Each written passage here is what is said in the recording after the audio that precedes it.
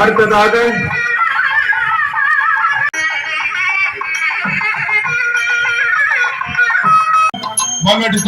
நாவண்ணா பத்மநாதன் அவர்களுக்கும் மாலையிட்டு வரவேற்றுக் கொள்ளுமாறு அன்போடு கேட்டுக் கொள்கின்றோம். அடுத்ததாக எமது சங்கத்தின் தலைவர் திரு சீனா பாலபாரதி அவர்களுக்கும் மலர் மாலை அணிவித்து வரவேற்றுக் கொள்ளுமாறு அன்போடு கேட்டு அவர்களுக்கு மாலையிட்டு வரவேற்றுக் கொள்ளுமாறு அன்போடு கேட்டுக் கொள்கின்றோம். அடுத்ததாக இந்நிகழ்வின் விருந்தினராக கலந்து சிறப்பித்துக் கொண்டிருக்கின்ற நிகழ்வில் முதலாவதாக பாண்டிபுரம் ஆழ்வார் தேவஸ்தானத்தின் பிரதம குரு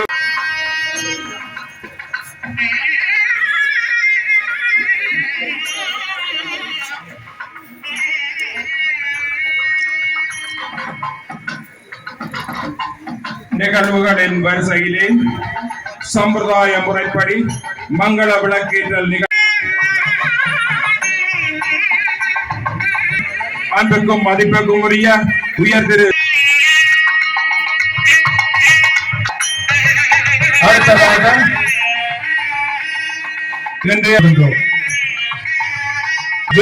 அவர்களை மங்கள விளக்கேற்றி இந்த நிகழ்வு உயர் திரு சுரேந்திரநாதன் அவர்களை கேட்டுக் கொள்கின்றோம்.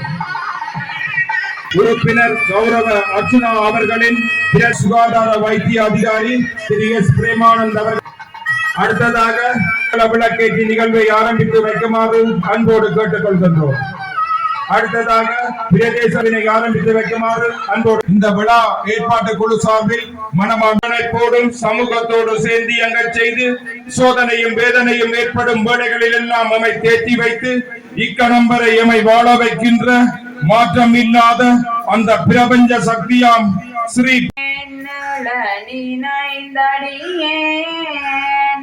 உமை நித்தரம் நைதழுவே வர வேண்டும் தேவவல்லமை தர வேண்டும் மணந்ததனைத்து மணந்திடும் வன்மொழி பாடியவே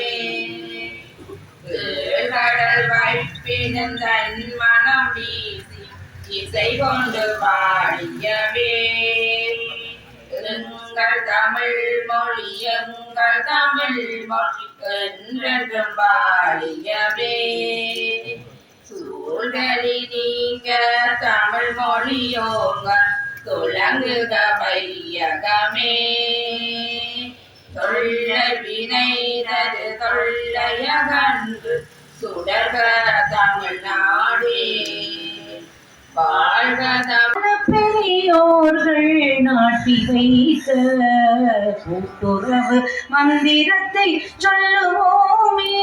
அவன்கள் வணங்கி எல்லாம் வெல்ல ஸ்ரீ வள்ளிபுரம் ஆயவனை மனதிலே நிலைநிறுத்தி பிரார்த்தித்துக் கொண்டு இன்றைய தினம் இங்கே புலோலி பலநோக்கு கூட்டுறவு சங்கத்தினதும் வடமராட்சி பிரதேச செயலகத்தினதும் கிராமிய பாரம்பரிய உணவகம் சிறப்பு விழா நடைபெற்றுக் கொண்டிருக்கின்றது. அந்த வகையிலே நமக்கு இந்த உணவு என்பது மிகவும் முக்கியமானது. அந்த வகையிலே இந்த பாரம்பரிய உணவானது நாம் சாப்பிடுகின்ற பொழுது உண்ணுகின்ற பொழுது ஆரோக்கியமானதாகவும் சுகாதாரமானதாகவும் காணப்படும். அந்த வகையிலே இந்த உணவை நாங்கள் இங்கு வந்து சாப்பிடுவதனால் நமது உடல்நலம் பேணப்படும். எனவே இந்த உணவகமானது காலத்தின் தேவையாக காணப்படுகின்றது. மகாபாரதத்திலே பாண்டவர்கள் வனவாசம் சென்ற பொழுது அட்சய பாத்திரம் தான் அவர்களுக்கு உணவளித்து அவர்களை ஆரோக்கியமாக வைத்திருந்தது. அதே போன்று இன்றைய காலத்தில் ஒரு ஆரோக்கியமான உணவு என்பது தேவையாக காணப்படுகின்றது. அந்த தேவையை இந்த பாரம்பரிய உணவகம் நிவர்த்தி செய்து கொண்டிருக்கும். எனவே நாங்கள் அந்த பாரம்பரிய உணவகத்திலே உண்டு மகிழ்ந்து தேக சுக ஆரோக்கியத்துடன் வாழ வேண்டும். எனவே ஸ்ரீ வள்ளிபுர மாயவனையும் அன்னபூரணி தாயாரையும் பிரார்த்தித்துக் கொண்டு இங்கே வந்திருக்கின்ற அனைவர்களுக்கும் நல்லாசிகள் கிடைக்க வேண்டும் என்று பிரார்த்தித்துக் கொள்கின்றேன். சர்வே ஜனாக சுகினோ பவந்து. நிகழ்வானது நிகழப்பெறுகின்றது என்பதை தெரிவித்துக் கொண்டு இன்னும் சிறிது நேரத்தில் சம்பிரதாய பூர்வமாக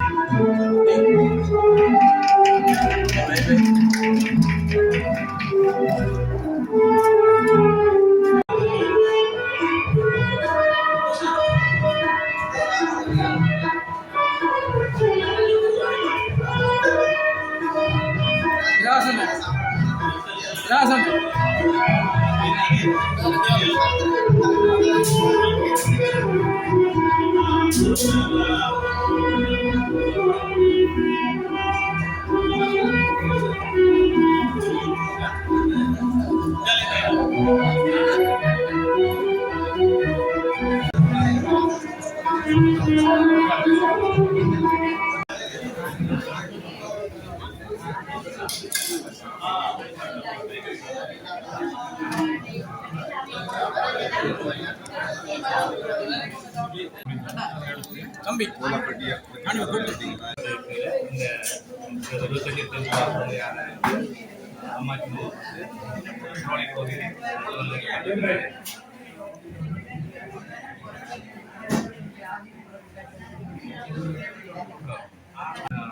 கூட்டுறவு சங்கம் 40 லட்சம் ரூபாய் பெறுமதியான பணத்தினை செலவழித்து இந்த அம்மாச்சினத்தை நிறுவியிருக்கின்றார்கள். உண்மையிலே பாராட்டுள்ள விஷயம். ஐயா கட்சியா என்னோட கருத்திருக்கிறார். அவருடைய சங்கத்தார் சேர்ந்து உண்மையிலே நல்ல முயற்சி. தற்போது எங்களுக்கு தேவையானது இந்த ஆரோக்கியமான உணவு. அம்மாச்சி நல்ல உணவு தொடர்பாக வளர்ச்சி நாங்கள் தொடர்ச்சியாக இதற்கு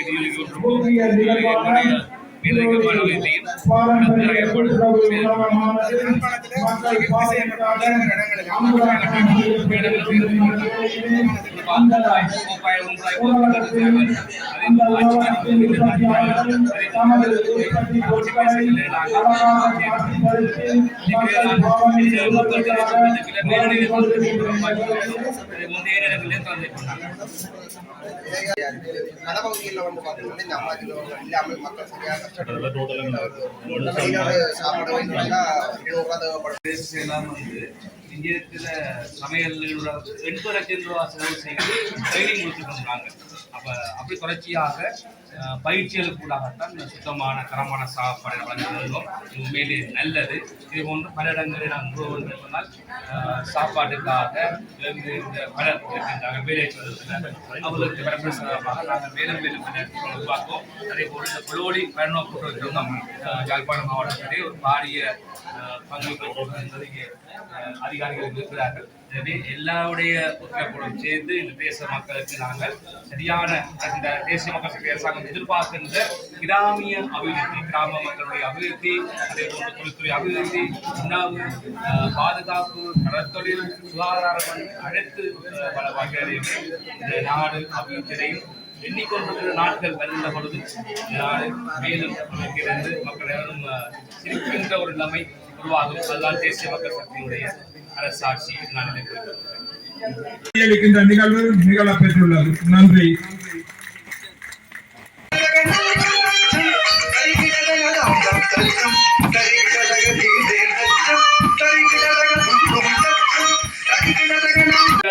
இங்கே ஏற்பாடு செய்யப்பட்டிருக்கின்றது.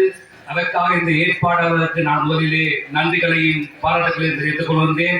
உண்மையிலேயே இவ்வளவு மக்கள் கலந்து கொண்டிருக்கின்ற இந்த கூட்டத்திலே உரையாற்றுவது பெருமை அளிக்கின்றது.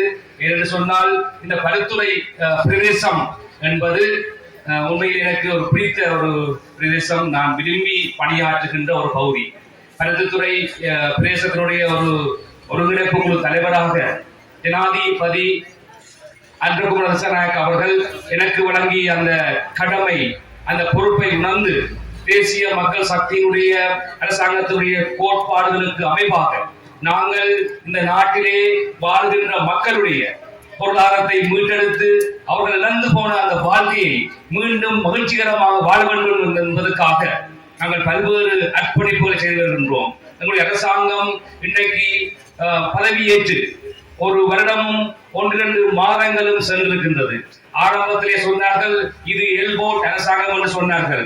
ஆனால் நாங்கள் ஆரம்பத்திலே எல்போர்ட்டாக இருந்தாலும் இன்று படிப்படியாக ஓடி பழகி இப்பொழுது தேர்ந்த ஒரு அரசியல்வாதிகளாக ஒரு அரசை நடத்தக்கூடிய இந்த உலகம் எல்லாம் மதிக்கின்ற எங்களை பார்த்து இது நல்ல அரசாங்கம், இந்த நாட்டிலே இப்பொழுது ஊழல் எல்லாம் குறைந்து விட்டது, 10-15 இடங்களுக்கு மேற்பட்டு இந்த நாடு ஒரு நல்ல ஆட்சியை நோக்கி போய்கொண்டிருக்கிறது என்று சொல்லி இந்த நாட்டை எல்லோரும் ஆதரிக்கின்ற நிலைமை நாங்கள் ஏற்படுத்தி இருக்கின்றோம்.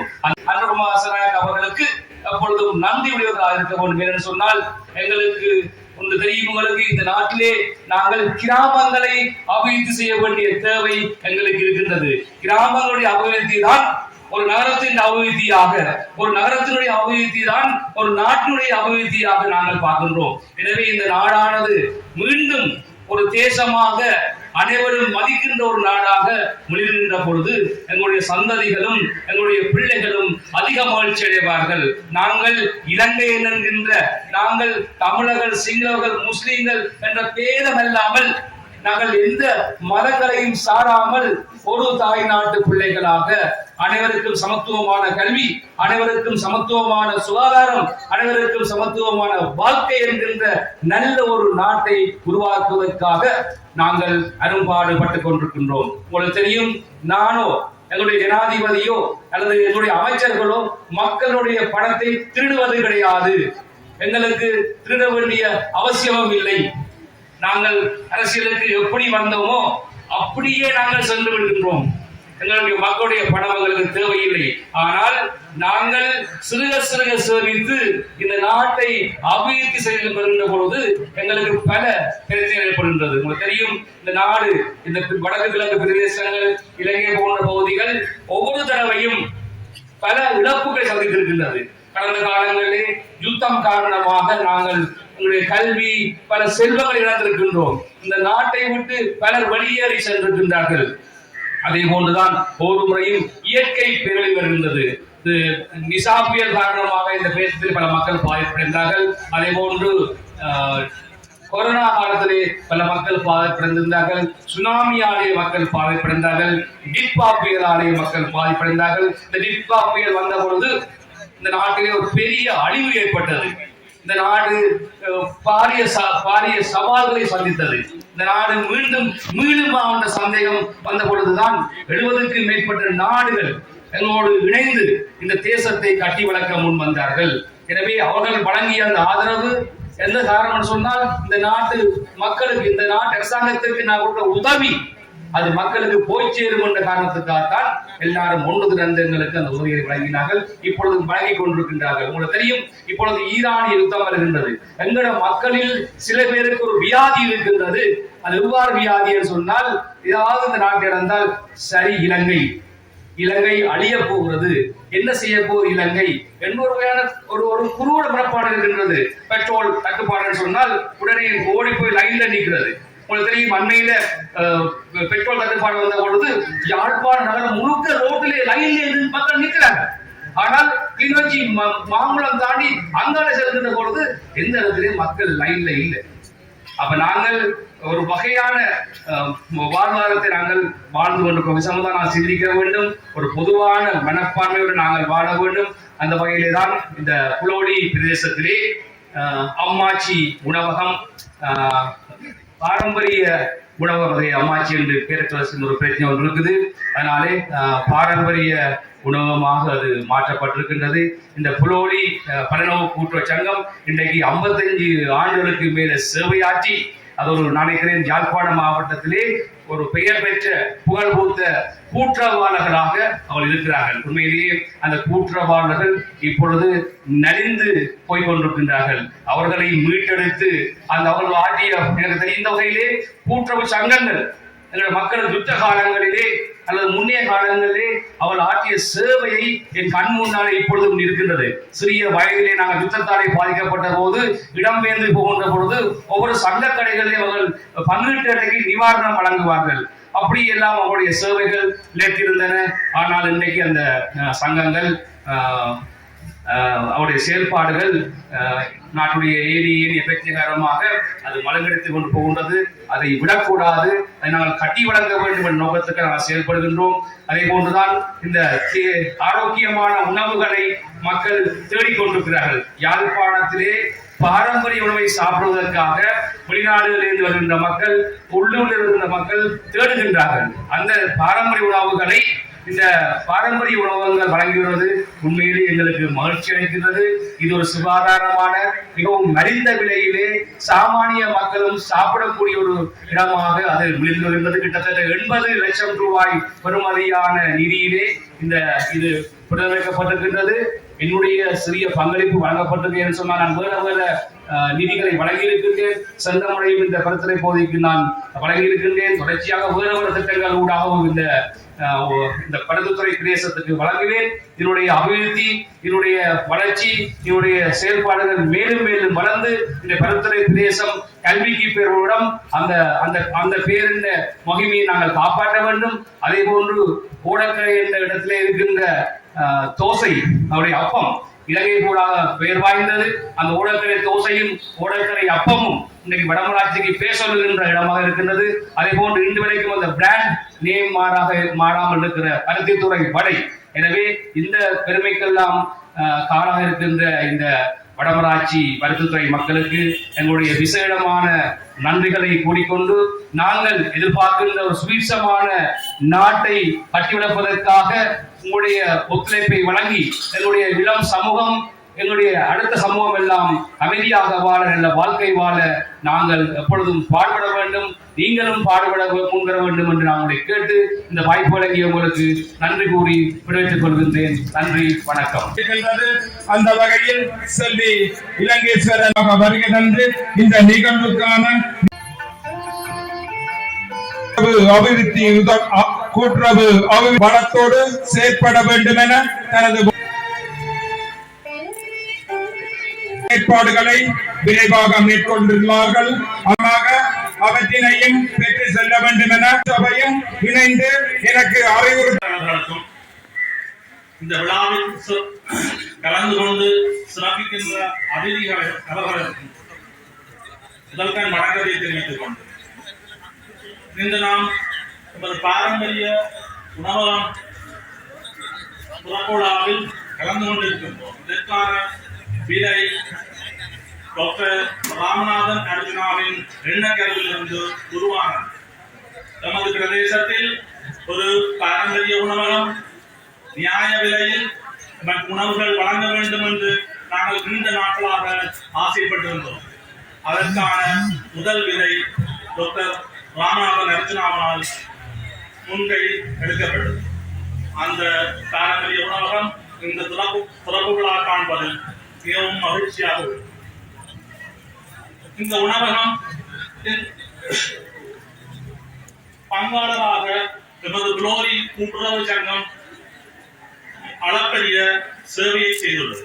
இந்த குளோரி கூட்டுறவு சங்கம் முற்காலத்திலும் எமது மக்களுக்கு மிகவும் சிறப்பான சேவையை ஆற்றி வந்துள்ளது என்பதை நாங்கள் இந்நேரத்தில் நினைவு கூற கடமைப்பட்டுள்ளோம்.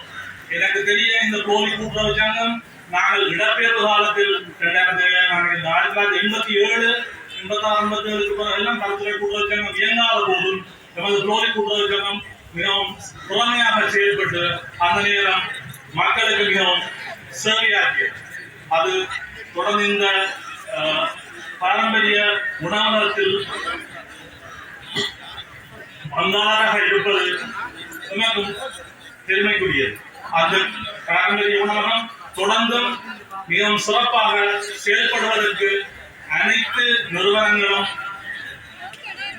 ஒத்தாசை வழங்க வேண்டும் என்று கேட்டுக்கொண்டு எனக்கு வாய்ப்பளித்தமைக்கு நன்றி கூறி விடைபெறுகிறேன். அவர்களையும் இந்த மாணவர்கள் ஒவ்வொருவரையும் அவர்களின் பெற்றோர்களையும்